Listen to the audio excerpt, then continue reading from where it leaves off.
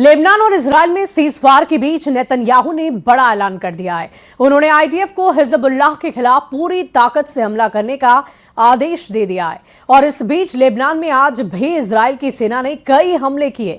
Lebanon सरकार के अनुसार इन हमलों में कम से कम 4 लोगों की मौत हो गई है। और इधर हिजबुल्लाह ने पलटवार करते हुए उत्तरी इजराइल में रॉकेट और ड्रोन से अटैक किया। इजराइल और लेबनान में जंग के बीच ईरान से बड़े युद्ध की आशंका बढ़ गई है। इस रिपोर्ट को आप देखिए।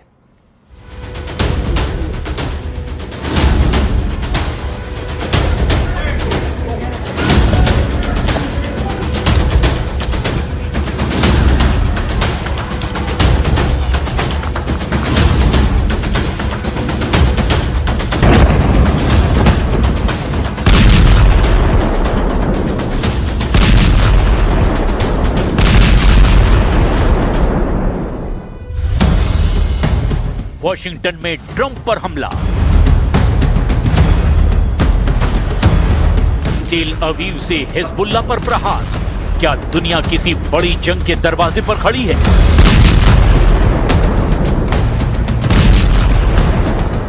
या ट्रंप पर हमले के बाद नेतन्याहू सबसे बड़ा पलटवार करने जा रहे हैं?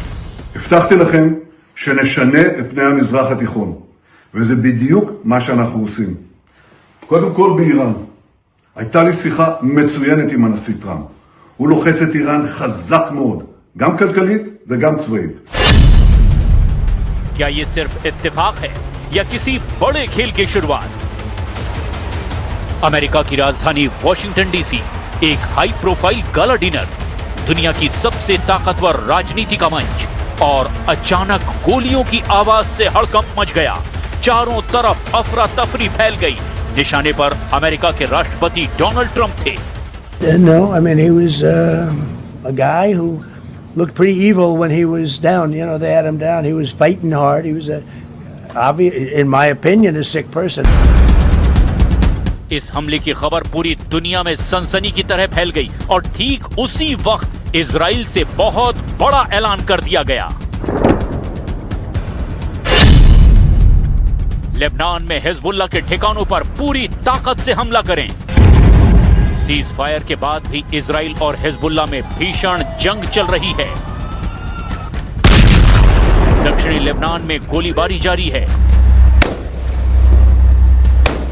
इजराइल की सेना ने दावा किया कि उन्होंने हिजबुल्ला की तरफ से दागे गए एक रॉकेट और ड्रोन अटैक को नाकाम कर दिया, जबकि दूसरा रॉकेट खुले मैदान में गिरा।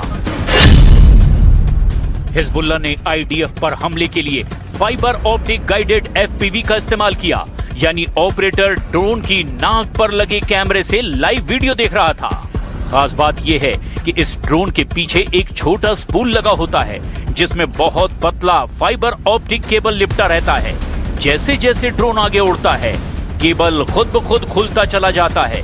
फाइबर ऑप्टिक की वजह से इसके सिग्नल को जैम करना मुश्किल होता है।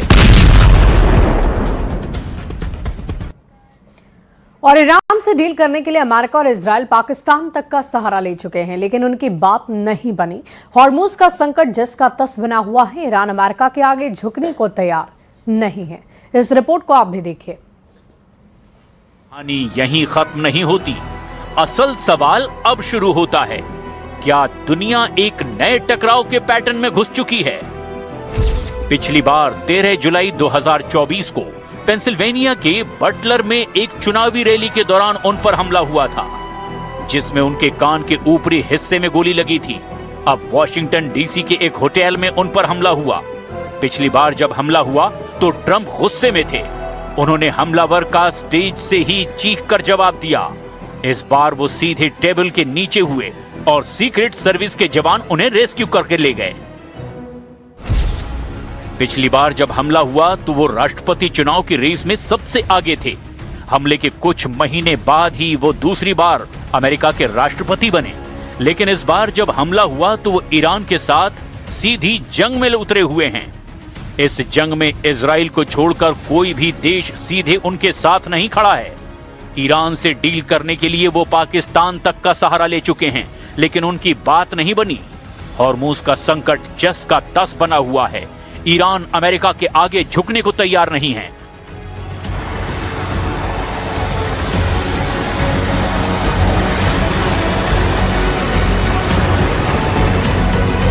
और इस बार भी उन पर हुए हमले के बाद उनके करीबी माने जाने वाले नेतन्याहू ने न सिर्फ संवेदना प्रकट की बल्कि इसे हैरान करने वाली घटना बताया। גם אני ורעייתי הזדעזענו לשמוע על הניסיון החוזר לרצוח את הנשיא טראמפ ואת רעייתו. אנחנו שמחנו שניהם יחד עם בכירי הממשל האמריקני, יצאו ללא נגע. אין מקום לאלימות, לא נגד מנהיגים פוליטיים ולא נגד אף. जब भी कोई बड़ा हमला होता है तो उसके बाद कोई और बड़ा फैसला लिया जाता है। वॉशिंगटन में हमला और उसी वक्त मिडिल ईस्ट में सैन्य आदेश। क्या ये सिर्फ टाइमिंग है? क्या किसी बड़े एक्शन से पहले दुनिया का फोकस डाइवर्ट किया जा रहा है? क्या नेतन्याहू ने मौका देखकर हिजबुल्लाह के खिलाफ फुल स्केल ऑपरेशन का दरवाजा खोल दिया है? और क्या इस जंग में नेतन्याहू के साथ कोई है भी, या उन्होंने अकेले ही जंग लड़ने का ऐलान कर दिया है? लेकिन क्या अकेले हिजबुल्लाह को पूरी तरह से खत्म करना इजराइल के लिए मुमकिन होगा?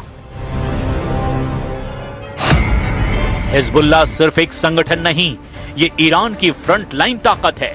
और अगर उस पर फुल अटैक होता है तो क्या ईरान सीधा जवाब देगा?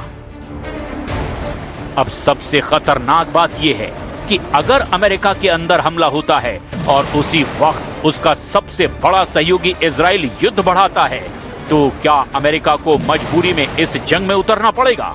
और अगर अमेरिका उतरा तो क्या यह जंग रीजनल नहीं बल्कि ग्लोबल हो जाएगी? אנחנו התחלנו תהליך להשיג שלום היסטורי בין ישראל ללבנון, וברור לנו שחיזבאללה מנסים לחבל בזה. אנחנו שומרים על חופש פעולה מלא נגד כל איום, גם איומים מתהווים.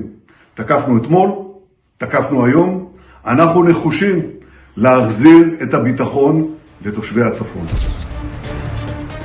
नेतन्याहू पहले ही कह चुके हैं कि मिडिल ईस्ट का नक्शा बदलना है, तो क्या ये वही प्लान है?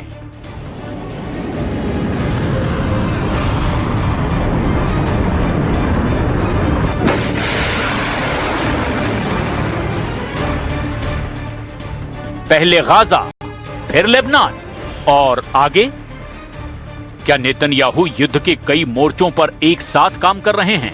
और इससे तीन बड़े सवाल भी उठते हैं। क्या ट्रंप पर हमला सिर्फ हमला है या मैसेज? क्या हिजबुल्लाह पर हमला युद्ध का अगला चरण है? क्या दुनिया जंग के एक नए चक्रव्यूह की तरफ बढ़ती जा रही है? वॉशिंगटन में चली गोलियां, तेल अवीव से उठता धुआं, दो अलग अलग जगह, लेकिन सवाल एक ही है, क्या ये दुनिया का नया युद्ध अध्याय है या तीसरे विश्व युद्ध की शुरुआत की चेतावनी?